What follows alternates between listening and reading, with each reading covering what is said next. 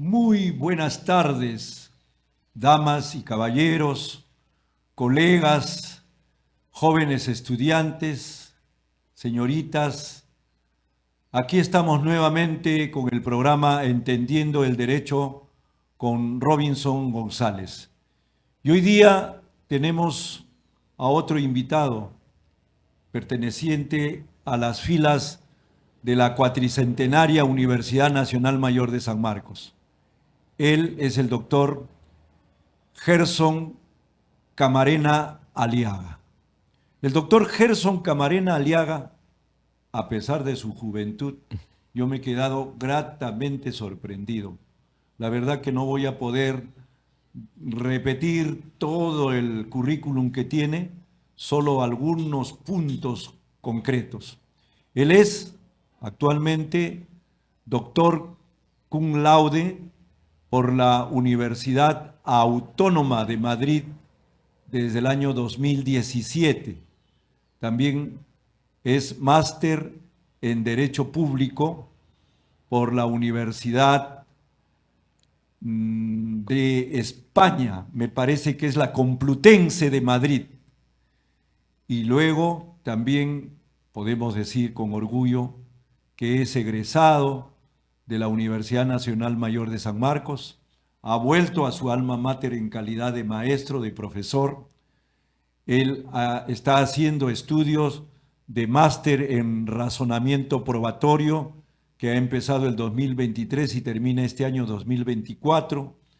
Es autor de un libro que se publicó en España, si mal no recuerdo, el 2016, sobre justamente los juicios paralelos.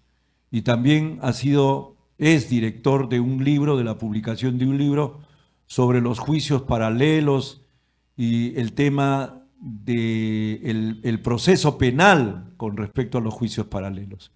Y hoy estamos tratando este tema de los juicios paralelos o la presión mediática y el lawfare. Son temas actuales que los vamos a tratar como siempre. Aquí no entramos en cuestiones políticas, sino este es un programa eminentemente técnico, jurídico, eminentemente que pertenece a la rama del derecho y la ciencia política. Por eso vamos a empezar diciéndole al doctor Gerson Camarena que por favor nos diga si ha visto este programa, qué le parece este programa y sus palabras de saludos para todos ustedes. Bueno, en primer lugar, los agradecimientos respectivos y como no puede ser de otra manera, estimado profesor y maestro Robinson González.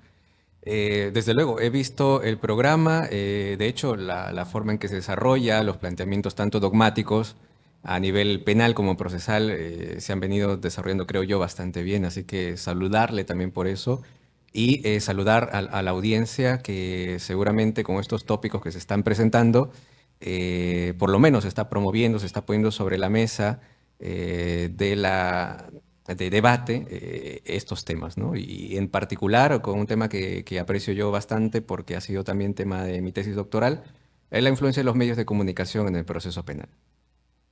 Y además, permíteme que te tutee, que a mí me sale más fácil por ser viejo. Además, Gerson, tú eres director del observatorio que tiene que ver con la presión mediática y el proceso penal, y la presunción de inocencia, ¿no? Sí, justo. Cómo la presunción de inocencia es afectada o no es afectada por la presión mediática. Este observatorio, ¿cuándo se fundó y qué actividades ha realizado a nivel nacional e internacional?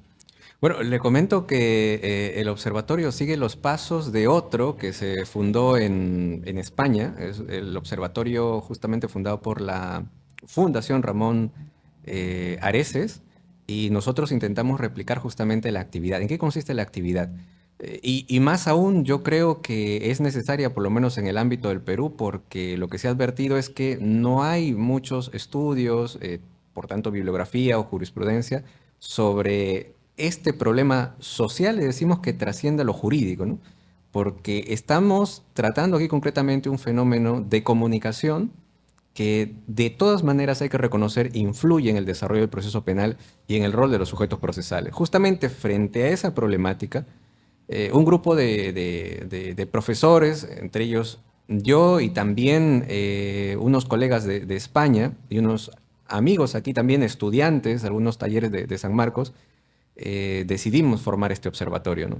Este observatorio, por tanto, se centra en visibilizar, analizar y de esa manera también mostrar cómo es que se manifiesta esta influencia negativa que acarrea justamente la mala información por parte de ciertos medios de comunicación sobre el desarrollo de los procesos penales.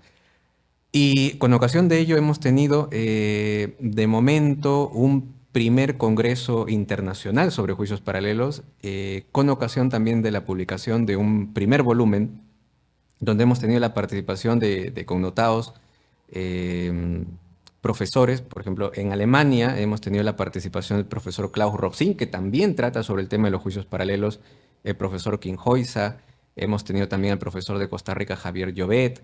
Ahora, para la continuación, en todo caso, de estas publicaciones, tenemos como noticia o novedad el segundo Congreso Internacional sobre Juicios Paralelos que se va a desarrollar ya pronto, entre el 22 al 26 de julio, y también vamos a publicar un segundo volumen de este libro, y tenemos la participación de Victorio Manes, que es un profesor de la Universidad de Bolonia, quien recientemente acaba de publicar un texto también denominado Justicia Mediática. Entonces, los aportes, tanto a nivel social, vamos a decir también económico y jurídico, que intenta proyectar la actividad del observatorio a través de los libros y a través de estos congresos internacionales, es estrictamente académica y desde luego orientada a plantear soluciones a estos efectos negativos de la presión de medios.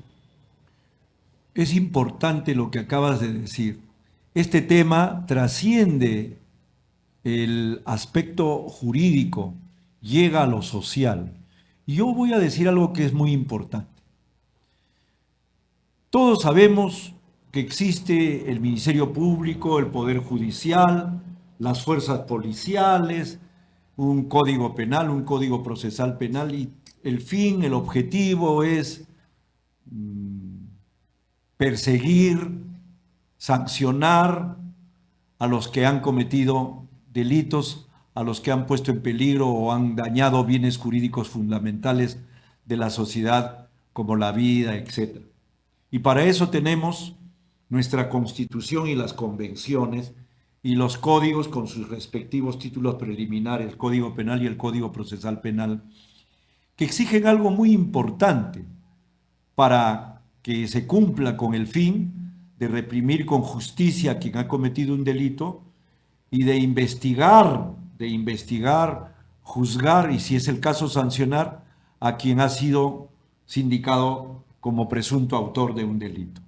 Y para eso lo que exigen los convenios, lo que exigen las constituciones y también las respectivas leyes son fiscales objetivos, jueces independientes, y que ellos, con esa objetividad y con esa independencia, realmente se logre llegar a una conclusión de si este es inocente o este es culpable, y emitir una sentencia, si es dable, una sentencia condenatoria con justicia. Cuando digo con justicia, con la pena proporcional, con la pena que le corresponde.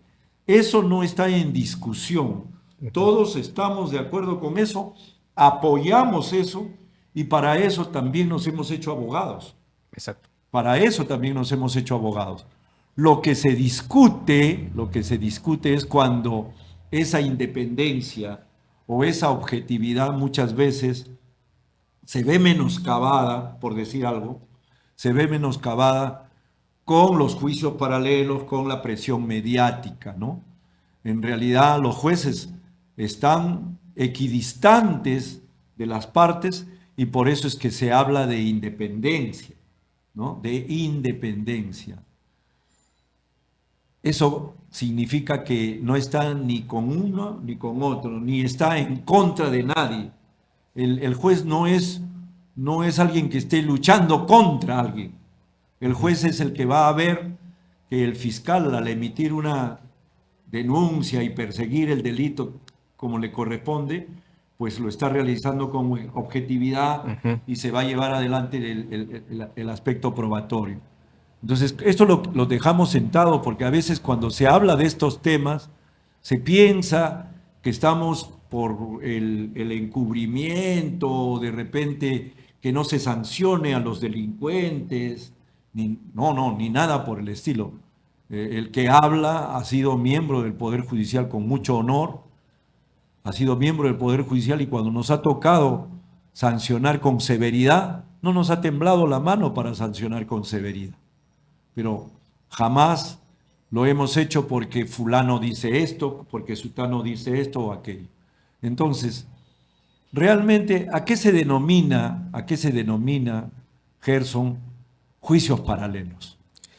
La verdad que es una pregunta muy compleja. De hecho, cuando revisamos, por ejemplo, los textos de teoría de la comunicación y luego también vamos a los textos propiamente jurídicos, hay ciertas discrepancias en qué es lo que podemos entender por juicios paralelos, pero un sector importante de la doctrina podríamos identificar tres características que por lo menos definen en esencia qué es un juicio paralelo.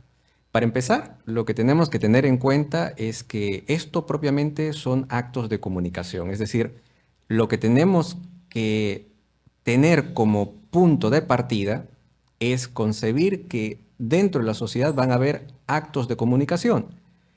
Como un segundo punto, ya atendiendo propiamente a lo trascendental, a lo jurídico, es que los actores sociales que gestan estas líneas de comunicación van a intentar orientar sobre cómo es que se tiene que conducir el proceso penal o cuál es el sentido de una decisión que se puede emitir en cualquier etapa del proceso penal. Y por eso, ahí, estimado profesor, como usted menciona, no solamente se trata de jueces vinculados a la independencia, se trata también de fiscales.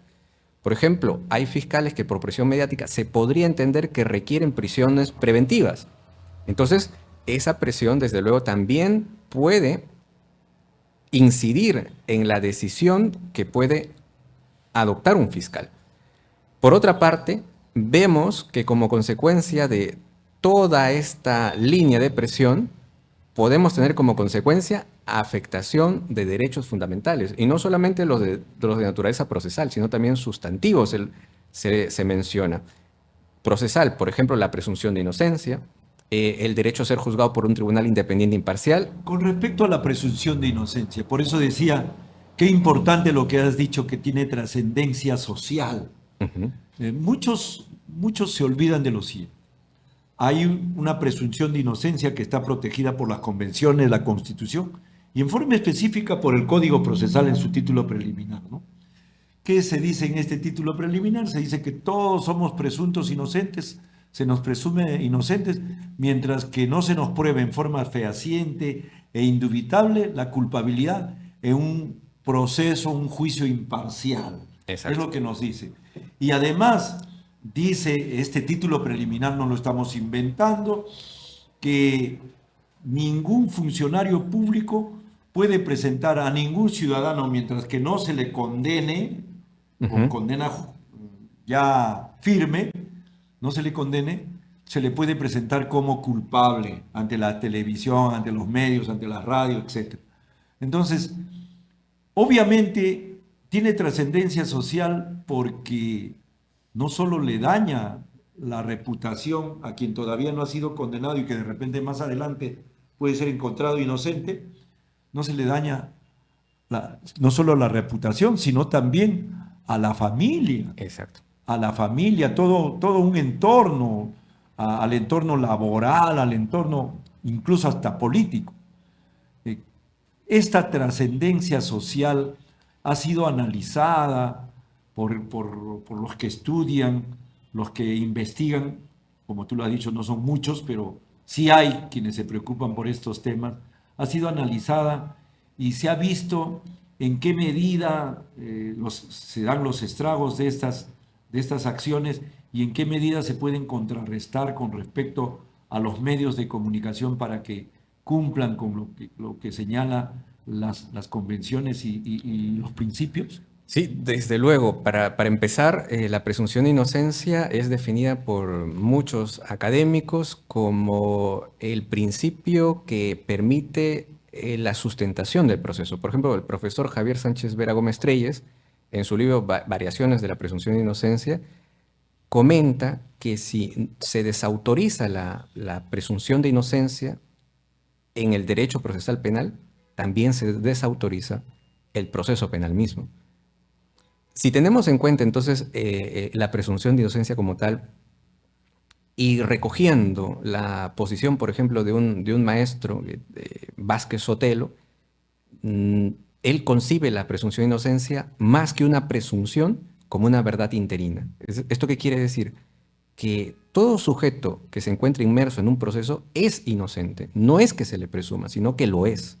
Hasta que, como bien se ha precisado, hasta que un juez con una sentencia, mediante prueba suficiente, determine lo contrario. En consecuencia, antes de la emisión de la sentencia, ese sujeto es inocente y debe ser tratado como tal. Importa, por tanto, aquí el análisis del cumplimiento, la función que tienen los medios de comunicación, porque los medios de comunicación, desde luego, informan sobre procesos penales e informan sobre la situación de quienes están siendo investigados. Y muchas veces esa información que trasladan al colectivo social no es del todo precisa. Muy por el contrario, es sesgada, es recortada, a veces también espectacularizada. Hay quienes le dicen es una información morbosa y tendenciosa a indicar cuál debe ser el sentido de la decisión final que debe imponer un juez. Es decir, ya de forma adelantada están sentando pautas sobre la consideración respecto de la responsabilidad penal del procesado. ¿Y por qué no decirlo? Hay ciertos reportajes, ciertas comunicaciones periodísticas que inclusive dicen que tiene que ser condenado. Entonces, esto evidentemente afecta, para empezar, el honor de la persona. Y si esto evidentemente trasciende, como han habido muchos casos, puede hacerlo inclusive al ámbito familiar. Entonces, vemos cómo la actividad que se sustenta en las libertades informativas, la actividad periodística, tratando sobre procesos penales, puede llegar a afectar al procesado, inclusive a terceros, como puede ser la familia, ¿no? En la investigación que tú has realizado y otros también, se ha llegado a buscar, a determinar cuáles son los principios que también rigen a los periodistas con respecto a las investigaciones, porque ni el profesor ni el que habla estamos en contra de la prensa. No estamos en contra de que la prensa pueda investigar, no estamos en contra de que la prensa informe, sino de los sesgos. Exacto. Entonces, ¿cuáles son esos, no sé si se habrá investigado este tema de cuáles son los principios que deben de regir al periodista al periodista de investigación sobre todo, cuando hace estas investigaciones y después las publica, las difunde? Exacto. Yo creo que eso es uno de los puntos fundamentales y trascendentales que tenemos que comprender. La actividad periodística se sustenta en las libertades informativas, diría la doctrina española. ¿Qué concretamente implica esto? Que la actividad periodística se sustenta en el ejercicio de dos derechos fundamentales: el derecho a informar y el derecho de expresión, ¿no? Por un lado, el derecho a informar supone que puedan trasladar información de manera descriptiva de las fuentes justamente a los receptores, que sería del colectivo social. Pero el derecho de expresión ya es aportar juicios de opinión, juicios de valor a esa información que se traslada. Entonces, en principio, la actividad periodística es legítima en estos derechos. La actividad periodística, en ese sentido, también, como corresponde, puede denunciar actos ilícitos. Y eso, evidentemente, desde una perspectiva constitucional, es lo que se tiene que promover. Pero, ¿qué es lo que está al margen de la protección constitucional de estos derechos? Cuando la actividad periodística informa fuera de los actos de corroboración, porque es un deber del periodista al momento de informar corroborar esa información, pero si informa datos, hechos que no ha corroborado, ya no estaría protegido por estos derechos constitucionales. Y por otra parte, tiene libertad de expresión que le permite opinar, que le permite elaborar juicios de valor sobre estos hechos informados. Claro que lo puede hacer y tiene protección constitucional, pero si realiza expresiones injuriosas, realiza expresiones vejatorias, ya no tiene esa cobertura constitucional. Por eso es que se define desde una perspectiva constitucional también en los juicios paralelos como expresiones exacerbadas de las libertades informativas. ¿Qué quiere decir esto en concreto? Que el derecho constitucional sí protege la actividad periodística dentro de esos márgenes, dentro de esos límites. Fuera de los mismos, no tiene esa cobertura de protección constitucional y por tanto podría ser objeto de tratamiento y sanción penal, administrativa, civil, lo que corresponde. Según sea el caso, ¿no? Exacto. Bien, no se olviden de llamar, de comunicarse con Global Studio Televisión. Este canal está, pero cada día subiendo, y es gracias justamente a los auspiciadores. Y por esa razón nosotros le tenemos respeto a la producción cuando nos dicen que tenemos que irnos a un corte. Así que nos vamos a un corte y regresamos en unos minutos. Gracias.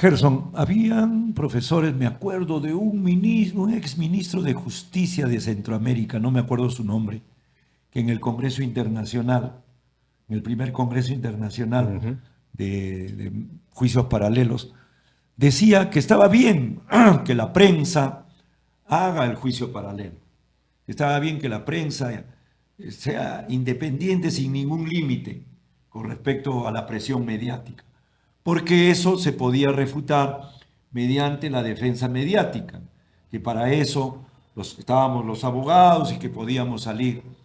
¿Qué te parece ese razonamiento, Yo creo que Gerson? va a depender de cada caso en concreto en realidad.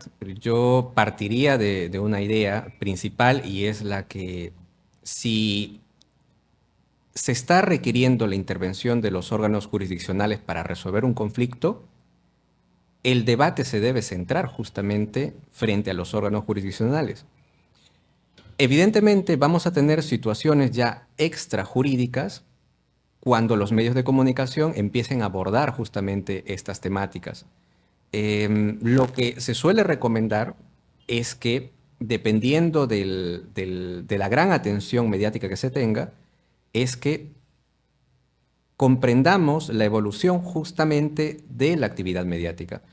Lo que ahora puede despertar mucha atención, al día siguiente puede que ya no. Más bien, la participación de los abogados puede constituir en insumos para mantener esa expectativa mediática y, por tanto, el caso se siga ventilando fuera del ámbito jurisdiccional. Entonces, tendríamos una consecuencia negativa. Y Pero, no solamente eso, a mí lo que me preocupa, sobre todo en nuestro país, ¿no? En nuestro país hay un gran porcentaje de investigados, de procesados, de acusados, que no tienen posibilidades económicas. exacto. A las justas de repente para tener dinero para pagar a sus abogados, pero no tendrían cómo realmente acceder a la defensa mediática, a que tengan a un abogado locuaz, que pueda desenvolverse adecuadamente en los medios, que no todos lo pueden, no todos los pueden, etcétera, etcétera. Entonces sería una situación de desigualdad. Y dos, como tú dices, una cosa es la información objetiva, corroborada, donde puede haber algunos errores, que es otra cosa, errores. Ahí yo creo que sí, si es que se puede, uno puede salir a los medios a decir, bueno, se equivocaron. No es lo que ustedes dicen, sino es esto, como una especie de información a los propios periodistas. Pero cuando el tema ya está sesgado, cuando el tema ya es de interés no objetivo, sino muy subjetivo, muy personal, muy de grupo, entonces el tema se torna pues en desigual, e incluso la intervención del abogado puede ser, si es que no lo hacen en vivo, puede ser hasta editada y perjudicial para la defensa. Sí, desde luego. Por eso también es oportuno que en aquellos casos donde se decida, evidentemente, tanto el abogado con su patrocinado, por ejemplo, acudir a los medios de comunicación para aclarar ciertos aspectos, es muy recomendable que quien vaya a acudir ante estos medios esté debidamente preparado. No es lo mismo tener una intervención frente a un juez que requiere ciertas condiciones, evidentemente jurídicas, que debe tener un abogado, que tener una comunicación con un periodista, ¿no? Hay que comprender que muchas veces nuestros periodistas no tienen una formación jurídica, por tanto, la manera de comunicación tiene que ser distinta y evidentemente una preparación previa, sobre todo para trasladar un mensaje al colectivo social, tiene que ser bastante preparado, ¿no? Así es. ¿Qué se ha hecho? Porque siempre uno tiene que aterrizar, ¿no es cierto? Estudiamos la presión mediática, los juicios paralelos, el daño que hace, el choque, la confrontación que tiene con la presunción de inocencia, con la independencia y objetividad de los fiscales. ¿Qué alternativas, qué medidas se han pensado y de repente fuera de las fronteras del Perú están surtiendo efecto para que nosotros podamos en alguna forma replicarlos, como para que se contrarreste, se morigere, de repente ya utópicamente hablando, desaparezca esta presión mediática? Para empezar, yo comparto con un sector de la doctrina que esta relación entre actividad periodística y actividad jurisdiccional es muy compleja y que encontrar una solución inmediata es prácticamente un planteamiento utópico. Lo que sí se puede hacer es plantear diversas medidas que puedan reducir el nivel de afectación de aquella actividad mediática de presión a la actividad jurisdiccional. ¿Cuáles serían estas medidas? Hay algunas medidas que se plantean desde un punto de vista, les denominan técnicos. ¿Qué quiere decir esto? Que cuando se tiene un caso mediático y que ya está afectando, por ejemplo, los derechos fundamentales de los que se encuentran inmersos en el proceso penal, pueden demorar la iniciación, por ejemplo, del proceso penal. Por otra parte, hay quienes recomiendan el traslado justamente del desarrollo del proceso penal a otro distrito, ¿no? Sin que perjudique evidentemente los actos de investigación. Entonces, ese es un grupo de medidas que preliminarmente, por ejemplo, se están proponiendo. Desde otra perspectiva, por ejemplo, si miramos al derecho anglosajón, en Inglaterra tienen una figura bastante interesante que es el contempt of court. Esta medida la dispone el juez en aquellos casos donde advierte que la presión mediática es tan intensa, es tan fuerte, que en efecto ya está causando afectación a derechos fundamentales de los investigados. Entonces, dispone el contempt con la finalidad de impedir que los medios de comunicación puedan comentar sobre el desarrollo del proceso penal que está llevando, hasta que se emita la resolución respectiva. Y esto me parece bastante interesante. ¿Y cómo lo hacen? ¿Cuáles son los medios? ¿Son disposiciones, órdenes, Sí, prohibiciones? son órdenes que emite el juez con la finalidad de que la actividad periodística cese, pero solamente de manera temporal hasta que se emita la resolución respectiva. Y esto me parece también una vía legal que también orienta y canaliza, en todo caso, el interés de los medios de comunicación hacia la resolución, porque en la resolución ya van a encontrar cuál es la decisión y todos los argumentos que sustentan esa decisión. Por otra parte, si es que no se tiene, por ejemplo, este tipo de medidas, lo que tenemos es lo que vivimos actualmente. Los medios de comunicación informan sobre pequeños aspectos, partes de lo que puede constituir todo el proceso inmaterial probatorio. De tal manera que al informar sobre partes, evidentemente no es un análisis completo. Lo que están trasladando al colectivo social solamente son aspectos parciales, y sobre aspectos parciales no creo que se pueda construir una línea de opinión integral adecuada, ¿no? Muy por el contrario, si derivamos la atención justamente a las resoluciones, ahí sí que vamos a poder realizar lo que se entiende por un cuarto poder y un control social de la actividad pública y en este caso de la actividad jurisdiccional. ¿Qué mejor que justamente revisar este tipo de resoluciones donde vamos a encontrar todo el sustento, todos los argumentos que haya tenido en cuenta el juez para la emisión de una decisión? Pero eso considero que necesita de un periodismo que no hace presión mediática o juicios paralelos, digamos, con intereses ya predeterminados, donde se busca ya sí o sí, no hay objetividad, no hay corroboración, no hay nada de eso, sino hay intereses, digamos, siniestros, perversos, que buscan que determinada persona sea inocente o sea culpable, sea condenada. Ante esas actitudes, ¿que las hay o no las hay? O estoy inventando. No, desde luego. Sí las hay, ¿no es Claro. cierto? Entonces, ¿qué hacer ante eso? Lo que creo yo de todas maneras que tenemos que tener en cuenta es el conflicto de intereses que se puede generar entre la actividad periodística y la actividad jurisdiccional. Lo digo porque, mire, hay un magistrado, un ex magistrado de la Corte Suprema Española, Juan Espeses, Ángel Juan Espeses, y él explica la desarmonía que puede advertirse de esta relación. Tengamos en cuenta que la actividad periodística se sustenta justamente en cierta actividad empresarial. De hecho, desde una perspectiva económica, de una perspectiva social, se cuestiona esta denominación medios de comunicación. Se prefiere utilizar la etiqueta empresas de comunicación. ¿Por qué? Porque desde luego toda esta actividad se gesta en una actividad empresarial. ¿Y esto qué implica? Intereses. Ahora, si nosotros partimos de esa idea, debemos tener en cuenta que como empresas de comunicación tienen que sustentar su actividad periodística en atención a los recursos económicos que puedan percibir. Esto que implica a su vez que el producto justamente de la actividad periodística tiene que ser vendido. ¿Y a quién se lo venden? Al colectivo social.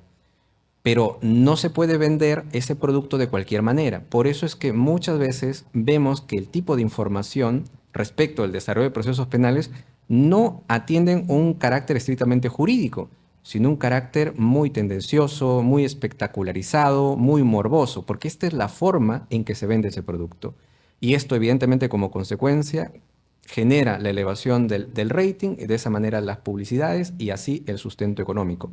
Si partimos de este concepto, de este análisis, tenemos de alguna otra manera que llegar a concluir que la actividad periodística, si bien es cierto, comenta o analiza parcialmente aspectos jurídicos respecto a un proceso penal, pero no es completo. Y más bien está orientado a otro tipo de intereses propiamente económicos, que es lo que sustenta la actividad empresarial que ellos están desarrollando, que es muy distinto al interés que se persigue en el desarrollo de los procesos penales. Claro. La construcción de la verdad que se dice que se tiene que hacer en el proceso penal es distinta, en todo caso, a la construcción de la verdad en un ámbito mediático que es más que todo laxa, interesada, vinculada evidentemente a carácter estrictamente económico muchas veces. El tema de los operadores periodísticos y de los operadores jurídicos. Las empresas, por más que tengan intereses económicos, y de repente, ¿por qué no decirlo también, políticos, pues tienen a su vez a los operadores, a los periodistas. La pregunta es, con respecto a estos operadores, estos tienen que estar formados, salir de una universidad donde se les enseña principios y sobre todo algo que escasea a veces en todo ámbito escasea, que es la dignidad. No es ajeno a nuestra realidad, que hay periodistas que por defender su independencia y su objetividad son despedidos burdamente. No es ajeno, y no solo en estos tiempos. Hace 20 años, hace 30 años, actualmente, periodistas que no asumen lo que el productor que lleva adelante los intereses de la empresa le dice, oye, no hagas esto o haz esto, y el periodista no obedece y lo despectoran. Porque ese periodista prefiere que lo espectoren, porque tiene dignidad, tiene valentía a asumir un hecho que no es objetivo y que no es la verdad. Pero sin embargo, hay de los otros. Exacto. Hay de la mayoría, yo diría, que lamentablemente, como decía Javier Valle Riestra, hay magistrados, hablando de los magistrados, pero yo podría decir, hay periodistas que prefieren la historia y otros prefieren el plato de lentejas. Entonces, los que prefieren el plato de lentejas dicen, uy, si me votan, ¿de qué vivo? ¿Cómo mantengo a mi familia? Etcétera, etcétera. Y entonces ceden a ser los operadores de un periodismo no objetivo, de un periodismo que no cumple con lo que señalan las convenciones y la Constitución. Bien, eso mismo lo trasladamos a los jueces. Hay jueces que tienen la independencia formalmente, la ley orgánica del Poder Judicial, la Constitución, defiende su independencia. Incluso la institución Poder Judicial debe de defender su independencia y a los fiscales su objetividad.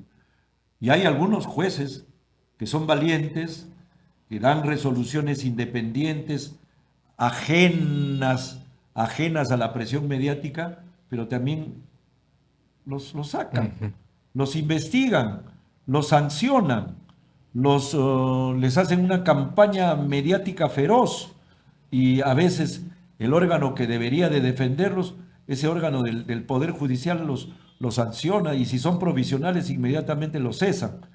Es decir, a los fiscales lo mismo. Es decir, ¿qué hacer? ¿Cuál sería, digamos, las acciones mediatas o de repente a largo plazo que se tienen que hacer con respecto? Porque si no hubiera jueces y fiscales así, y si no hubiera periodistas así, la verdad, todo estaría bien. Todo estaría bien. Sí, desde luego. Nosotros podemos centrarnos, evidentemente, por un lado, en la actividad periodística. Hay que reconocer que también hay actividad periodística que, bajo el concepto, por ejemplo, el profesor español Cortés Beccarelli, desempeñan el, la buena función de la actividad periodística y sienta algunas pautas. Dentro de ellas, por ejemplo, el ejercicio de la libertad de información, corroboran la información y evidentemente hay protección constitucional. Las, los juicios de valor, las expresiones que vierten sobre esa información que se están brindando también son las más apropiadas y evidentemente lo que se aporta como información respecto al desarrollo de un proceso penal es bastante saludable. Eso hay que aplaudirlo. Exacto. Y por otra parte, también tenemos a los órganos jurisdiccionales y órganos fiscales que desempeñan una labor correcta, ¿no?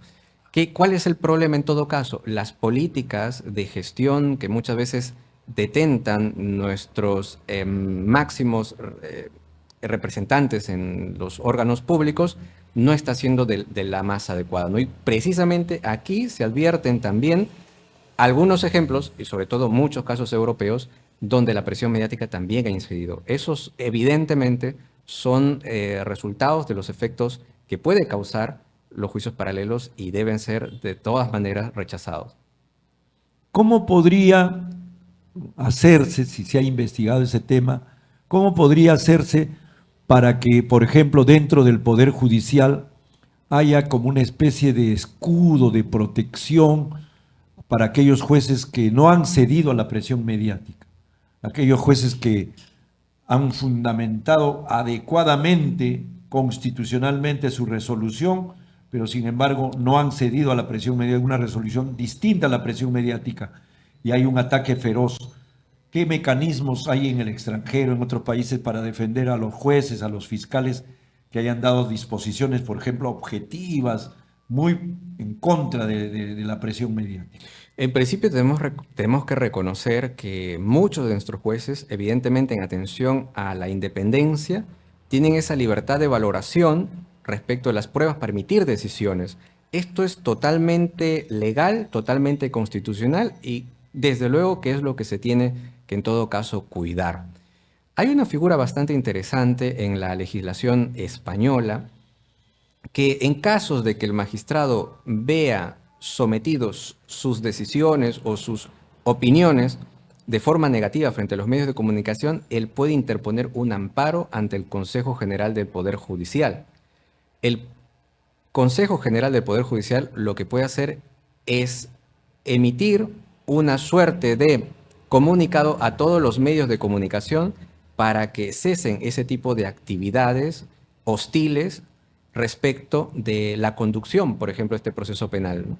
Hay que tener en cuenta, por otra parte, que los medios de comunicación, y lo mismo aquí en Perú, los periodistas tienen códigos de ética que se tienen que respetar.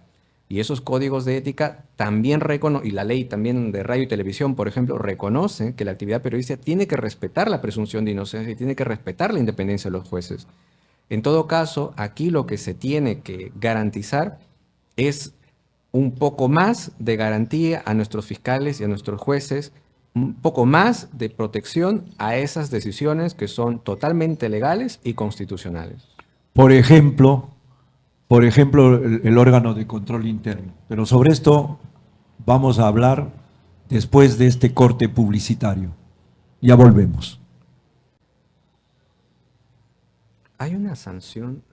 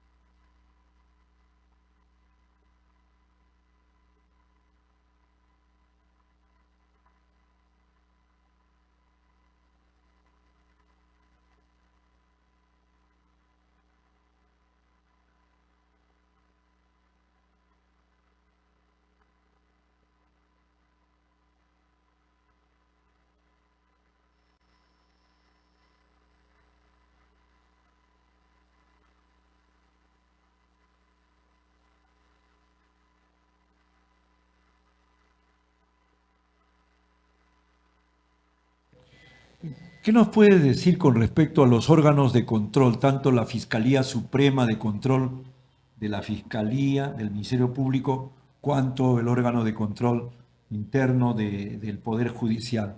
¿Qué pasa con estos que yo veo que en vez de proteger a los jueces en cuanto a sus resoluciones, sin verificar si estas resoluciones están o no están bien fundamentadas y acorde con la ley, inmediatamente los investigan y muchas veces, si son provisionales, hasta los sacan? ¿Qué se puede hacer ante esto? ¿Qué comentarios te genera esto? Evidentemente, han habido casos a mi modo personal de ver, que han habido, sí, desde luego, tratos injustos. Yo entendería que en atención al caso también ha habido presión por parte de los medios para este tipo de decisiones. Lo que evidentemente escapa al control propiamente de la legalidad y la Constitución. Lo cierto y concreto es que si están los órganos de control, para abrir una investigación evidentemente tienen que tener insumos o elementos que generen cierto indicio o cierto umbral que permitan en todo caso abrir una investigación. Pero en aquellos donde no los hay, no tienen que hacerlo simplemente porque un medio de comunicación así lo está exigiendo. Entonces, lo ideal y lo concreto es que también estos órganos de control se apeguen a la ley y a la Constitución, y en aquellos casos donde evidentemente no tienen que abrir investigaciones a aquellos fiscales y a aquellos jueces que han actuado de manera proba con respeto a la ley y la Constitución, no tendría por qué, uno, abrirse dichas investigaciones y dos, tampoco destituirse de los cargos. Bien, vamos a entrar a un tema que algunos dicen que es un mito. Dicen que es un mito. El maestro Eugenio Raúl Zaffaroni, con algunos profesores argentinos, ha escrito un libro que se titula Lawfare. El lawfare, que lo traducen como la guerra judicial y que consideran que un militar norteamericano en algún momento dijo: si antes se utilizaba la fuerza bélica para contrarrestar a los que se oponen a nuestra política, ahora está la guerra judicial, o sea, la politización De la justicia. de la justicia o la judicialización de la política. ¿Existe el lawfare o es un mito, Gerson? Lo cierto es que, a mi consideración, como fenómeno sociológico y además con esa trascendencia a lo jurídico, sí existe, ¿no?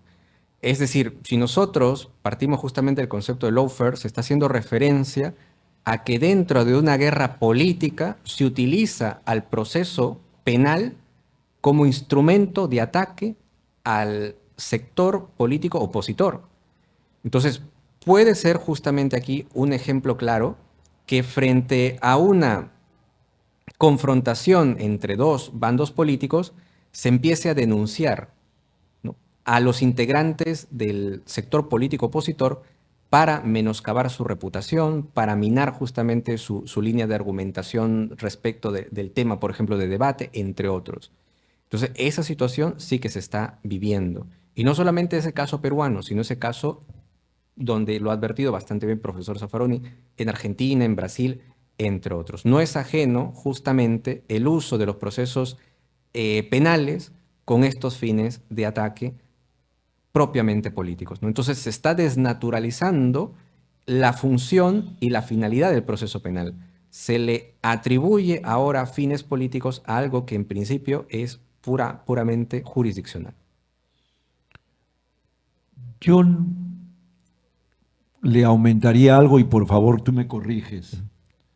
No solamente a los enemigos políticos, no solamente a los enemigos políticos, sino también a los enemigos, por ejemplo, empresariales, a los enemigos empresariales, a los que son una piedra en el zapato para una determinada persona que tiene poder económico, porque puede utilizar a la prensa para destruir a su contrincante empresarial, puede utilizar la prensa para para destruir a un contrincante, digamos, hasta personal, familiar.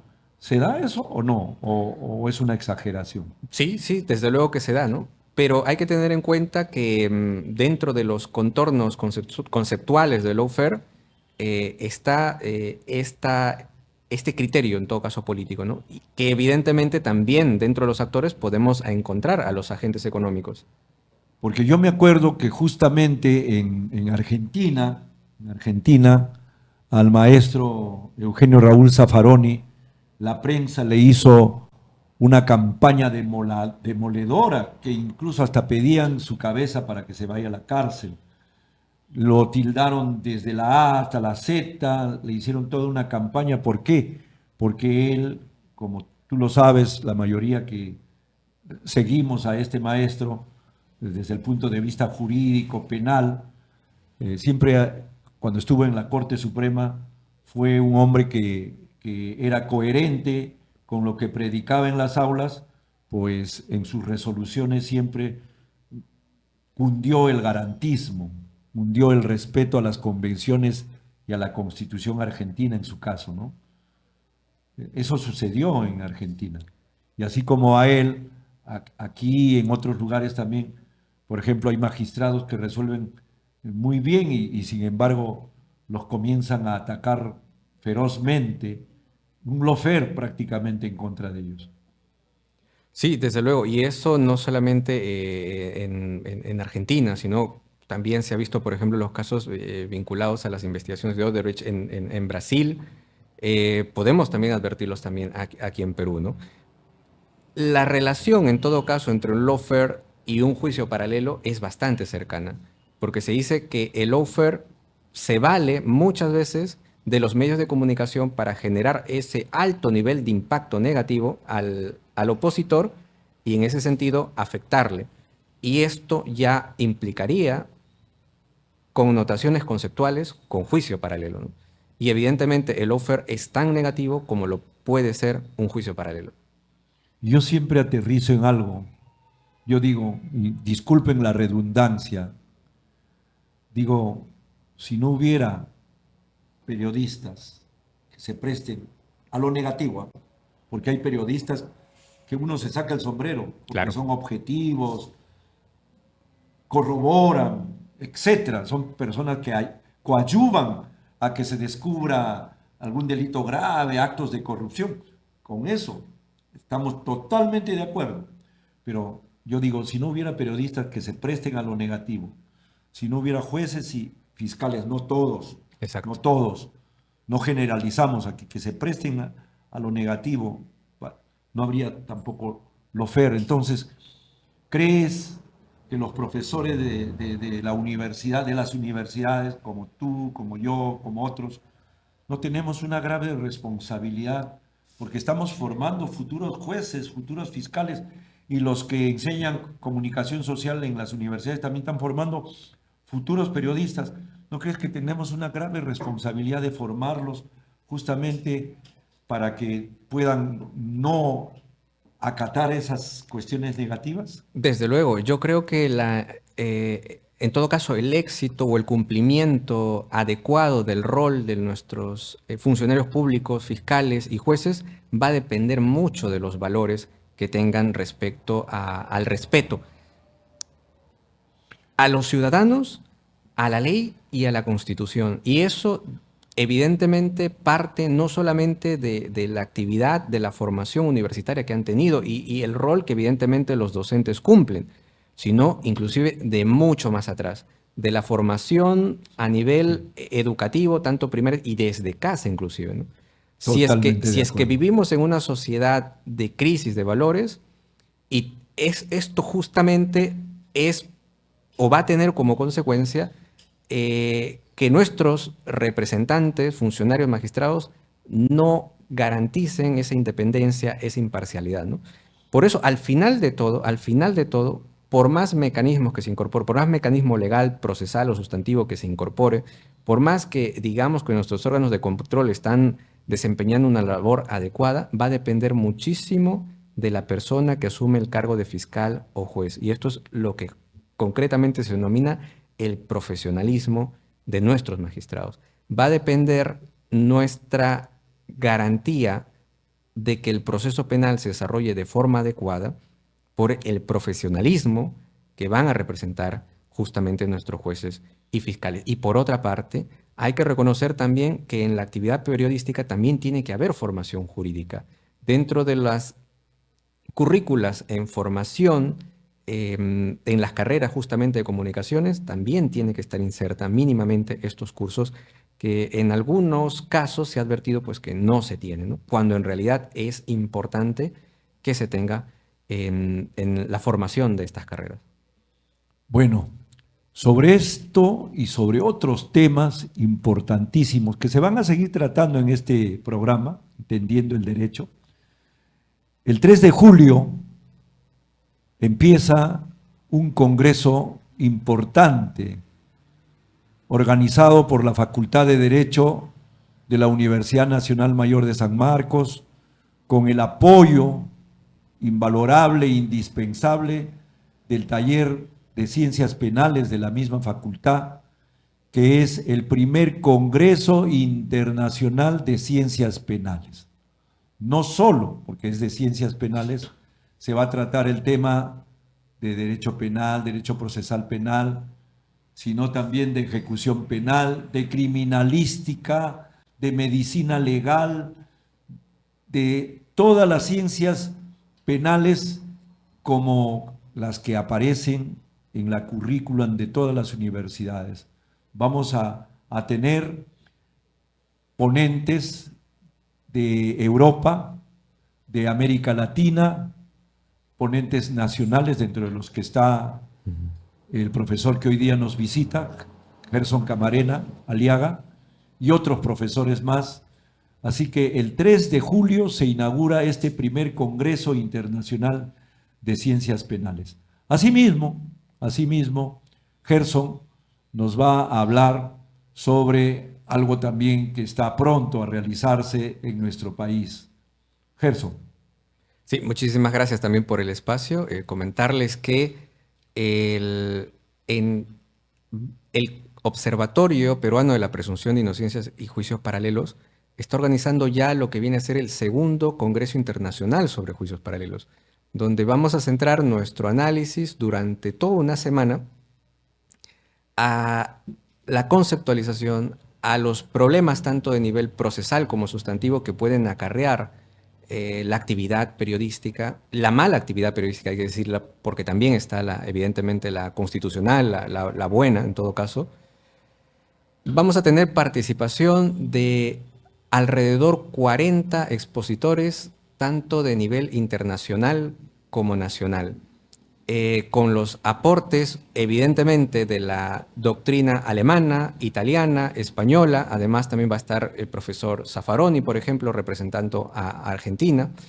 Va a estar también profesor Vittorio Manes, quien recientemente ha tenido una publicación excelente sobre este tipo de temas.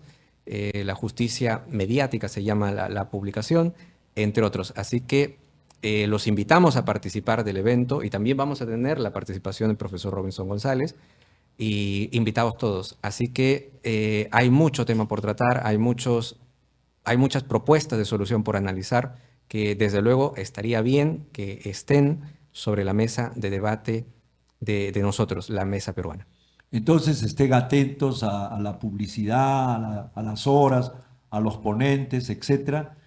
Y bueno, todo tiene su final y como le decía a Gerson cuando conversábamos fuera de cámara, parece mentira, pero el tiempo nos queda corto. Todavía quedan algunos temas que podríamos tratar, pero tenemos solo una hora y nuestra productora es tan generosa con nosotros que a veces deja que nos pasemos unos minutos, pero tampoco vamos a abusar de eso.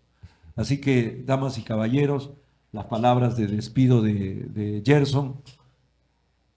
Muchísimas gracias por su atención, así también por la invitación que me ha cursado gentilmente el profesor y maestro Robinson González. Un cálido saludo y hasta otra oportunidad. Y a ustedes, hasta la próxima. El 3 de junio tenemos a una invitada especial. Es la primera dama que viene a nuestro programa. Me estoy refiriendo a la gran abogada, a la gran litigante, estudiosa, con estudios de maestría, de doctorado. Me estoy refiriendo a la doctora Julie Loza. El 3 de junio nos vemos en este mismo canal y a la misma hora. Gracias.